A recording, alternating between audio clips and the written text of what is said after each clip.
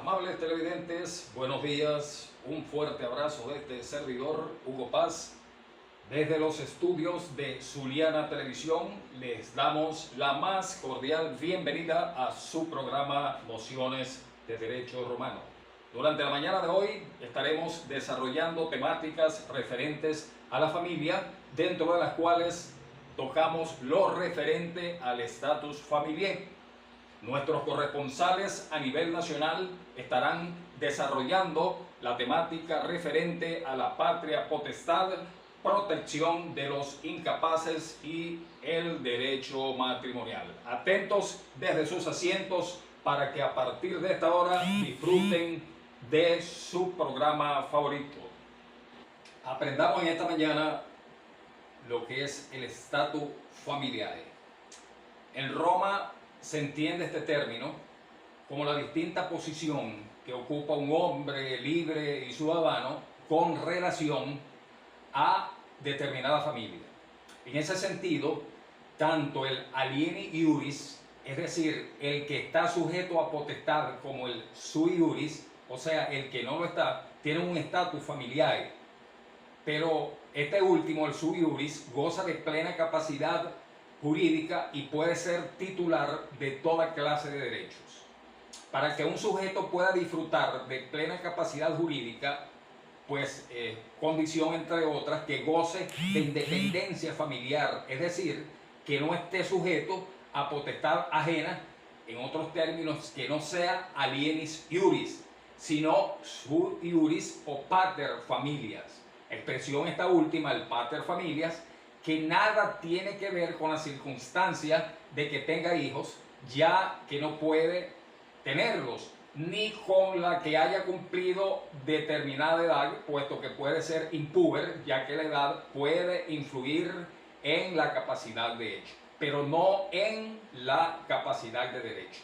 El pater familia es, en definitiva, el varón que está sujeto a la potestad familiar de otro, siendo o pudiendo ser jefe de una familia. El pater familia era el jefe de los clanes familiares de la antigua Roma.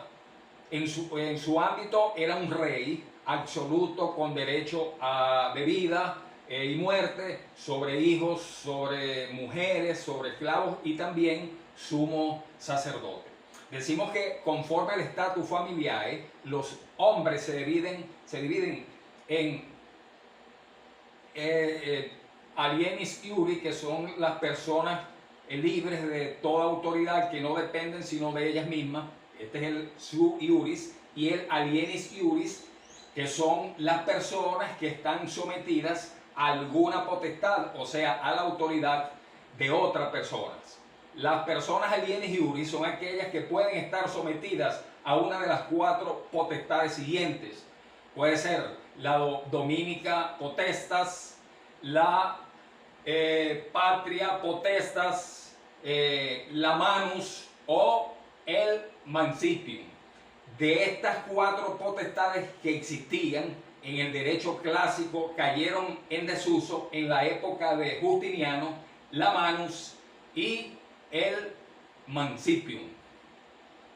Muchas gracias. Para este tema relacionado con la patria potestad, que sigue dentro de nuestro programa Nociones de Derecho Romano, vamos a hacer el pase con nuestra compañera Rosa Lugo, quien desde el estado Falcón, desde la población de Lavajuro, nos estará desarrollando esta temática. Adelante, Rosa Lugo. Hola, así es, Hugo. El día de hoy les voy a estar comentando cómo funcionaba la estructura de la patria potestad en la época romana. Este era un derecho que solo podían gozar los varones romanos de aquella época. La patria potestad es el poder jurídico que tenía el pater familias sobre los hijos que estaban bajo su autoridad. No solamente era sobre los hijos, también sobre la esposa, los esclavos, los sirvientes, es decir, tenía el poder sobre todas las cosas. Tal era este poder que los podía vender, emancipar y hasta abandonar. ¿De qué manera se adquiría la patria potestad en Roma? Bueno, esto se adquiría de diversos modos. Primero, por el nacimiento bajo justas nupcias, es decir, por el hijo legítimo. Está la legitimación. Los hijos nacidos en concubinato en el cual el pater los aceptaba o los presentaba como hijos legítimos. La adopción, que era un acto de aceptar en la familia como hijo a uno que no lo fuera por naturaleza. Y la drogación, este acto solo se podía hacer cuando el pater de familia cumpliera 60 años. A partir de los 60 años, él podía llamar a una asamblea, cerrar sus domus y cederles el domus a sus hijos para que ellos crearan como si fueran padres de familia. Este derecho también se podía extinguir, es decir, ¿cómo se extingue la patria potestad? Bueno, una de ellas era la muerte del padre o del hijo o la capite diminuti. Otro era por entrar al sacerdocio, esto en la época pagana, por honores políticos bajo el imperio o por abusos del pater en la época justiniana. Muchas gracias. Les reportó Rosa Lugo acá desde el estado Falcón. Nos vemos en el estudio, Hugo. Vamos a ver qué nos tiene nuestro compañero Henderson Ramírez desde la corresponsalía del estado Táchira, desde la población de La Fría, y nuestra compañera Silvia Nava desde el estado Falcón, específicamente desde la población de Dabajuro, sobre el tema protección de los incapaces. Así es, buenas tardes Hugo, gracias por el pase. Nos encontramos aquí desde La Fría, estado Táchira. Detrás de nosotros tenemos al Sagrado Corazón de Jesús, que es el patrono de nuestra ciudad. En la antigua Roma habían dos tipos de personas, las capaces y las incapaces. Las capaces eran aquellas que tenían actitudes de tomar sus propias decisiones y adquirir sus propios derechos jurídicos. Y los incapaces eran aquellas personas que no podían cumplir con estos mandamientos.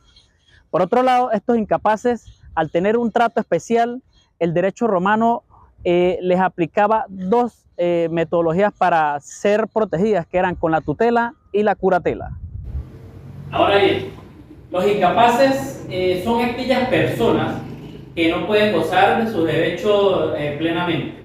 Entonces, al encontrarse con este impedimento jurídico, pues el Estado les brinda condiciones de igualdad de acuerdo a sus posibilidades por medio de figuras jurídicas de protección para el desarrollo de sus vidas y actividades en los diferentes ámbitos de actuación. Clases de incapaces. Con respecto a la incapacidad, podemos hablar de dos clases, la incapacidad de derecho y la de derecho. En la incapacidad de derecho tenemos el derecho absoluto. Podemos hablar, vamos a hablar en este caso de los esclavos. Ellos eran asimilados jurídicamente a las cosas. Los incapaces de derecho relativo tenemos a los libertos, los latinos que no gozaban de derechos de los ciudadanos, los extranjeros, los hijos de familia, los colonos. Ahora pasamos a lo que son los incapaces de hecho absoluto, que son las personas por nacer, los no nacidos, los infantes menores de 7 años y los dementes. Entre los incapaces de hecho relativos tenemos los impúberes, que son los niños entre 7 y 14 años, los púberes, que son niños de 14 a 25 años. Las mujeres eran sujetas a tutelas perpetuas y las personas con enfermedades o defectos permanentes también se consideraban en este caso. Entre las responsabilidades del tutor tenemos las siguientes. En general, la responsabilidad del tutor se refería únicamente al patrimonio del pupilo, no a su persona como tal. La educación y el cuidado personal de ese pupilo correspondía a sus parientes próximos. Los gastos de crianza y educación eran regulados por el magistrado cuando el testador pues no lo disponía. Y tenemos también autoritas o interposición de poder. Esto es todo, Hugo. Volvemos contigo. Muchas gracias por el pase. Gracias, Hugo, por el pase. Nos encontramos en la población de Menemauroa, transmitiendo nuestra programación del día de hoy, Nociones del Derecho Romano. Esta va a ser transmitida desde la Plaza Bolívar de este hermoso pueblo. Tenemos dos temas muy importantes, los cuales son la responsabilidad del curador y la tutela de la mujer. Comenzamos con la responsabilidad del curador.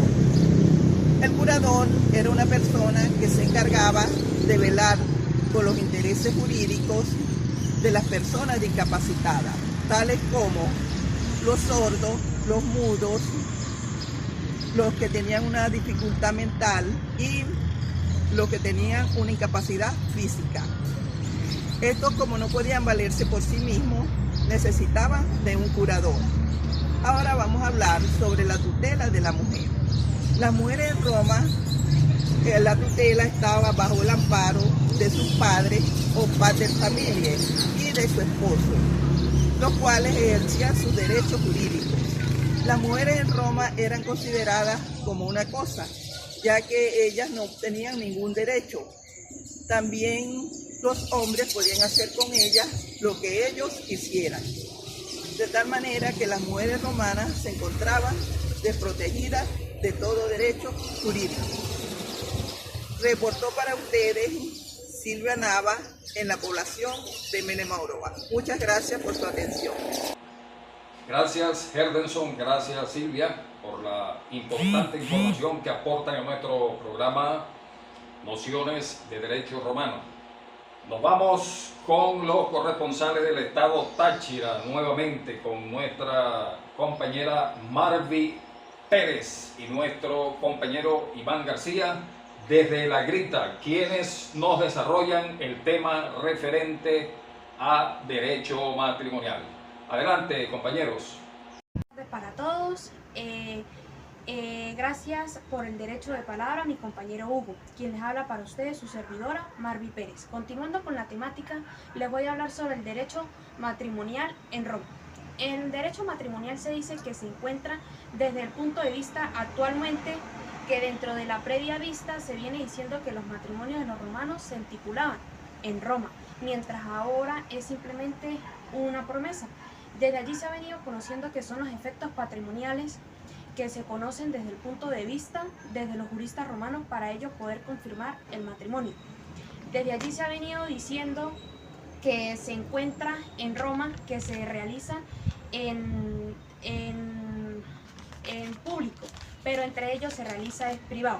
Desde allí se ha venido conociendo que desde el punto de vista se realiza el matrimonio en dos casos, en la casa de la novia y en la casa donde van a ellos a vivir juntos durante su matrimonio, en Roma.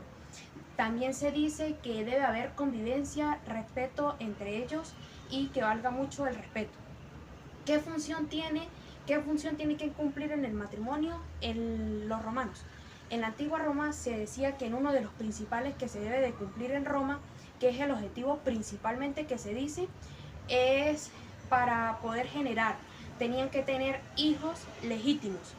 Desde allí que se herede para tener las situaciones de los padres entre las patrices para tener su señora alianza.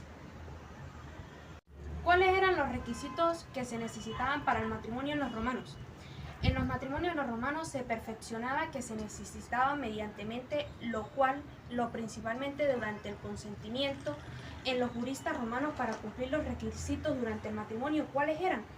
Tener que fueran libres, que ambos constituyentes obtenieran la ciudadana romana, que sean voluntarios, que tuvieran la edad legal. Muchas gracias. Buenos días, muchas gracias compañera Marvi por el derecho de palabra. Siguiendo el desarrollo de nuestro programa Nociones del Derecho, yo le vengo a hablar sobre el matrimonio romano clásico y su configuración en el digesto de Justiniano. Antes de hablar de Justiniano, tenemos que hablar de Modesto. Modesto fue un jurista romano que dice que es la unión del varón y la mujer, teniendo en cuenta el consorcio para toda la vida y con los mismos derechos divinos y humanos. El matrimonio romano clásico se celebra conforme al ius civile, teniendo en consideración al jurista romano. A diferencia de Modesto, el jurista romano Justiniano o el emperador dice que es la unión del varón y la mujer teniendo en cuenta la vida en común. Para contraer matrimonio hay que tener en cuenta el ius connubii, y 3 aspectos fundamentales, que es la pubertad, el consentimiento y la capacidad. El alieni iuris, otro componente fundamental en el matrimonio romano clásico, dice que es el consentimiento de uno o ambos cuando están bajo la patria potestad. Para ello, para ratificarlo, necesitan la autorización del pater familia. En el caso del hombre, si se había casado sin la autorización de su pater, tenía que ratificarlo o modificarlo. Esto subsanaba cualquier falta de derecho del pater. En caso de la mujer, tenía que estar bajo el derecho marital y ser mayor de los 12 años de edad. En caso de los hijos, para ser legítimos o herederos, necesitaban nacer 180 días después de la pareja haber contraído matrimonio. Y todos se preguntarán, ¿qué será el digesto? El digesto fue una obra jurídica publicada en el año 533 por Bizantino Justiniano, que estaba conformada por 7 partes, cada una de ellas modificadas a los antiguos juristas.